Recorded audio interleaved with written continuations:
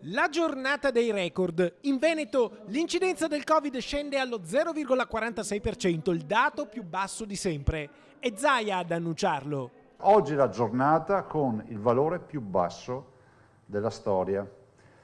Cosa vuol dire? Vuol dire che fra l'altro è veramente basso, 0,46, perché è riferito a 34.431 persone testate per aver avuto un contatto stretto con un positivo. Il Veneto ha una macchina che potrebbe vaccinare molto più velocemente, ma mancano le dosi, mancano le munizioni. Però dalla prossima settimana sarà possibile vaccinare anche gli operatori turistici.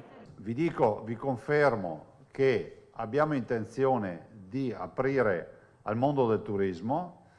Con tutta probabilità apriremo con la modalità della forzatura, cioè nel senso che l'operatore turistico entra nel nostro sito e troverà la casella operatore turistico, si prenota e ha l'obbligo di certificare la sua posizione, quindi il contratto di lavoro o una dichiarazione del datore di lavoro per la vaccinazione. Per agosto la volontà è vincolare il meno possibile i cittadini con le vaccinazioni per lasciare più libertà possibile per chi fa le vacanze. Agosto, le 2 settimane centrali, quelle di Ferragosto, vorremmo fare in modo di avere pochi richiami se non prime dosi per chi se le fissa, cioè se uno dice io voglio farmi la prima dose il 14 di agosto, gli faremo la prima dose il 14 agosto, ma se l'è fissata lui, non è che ha avuto obblighi vaccinali.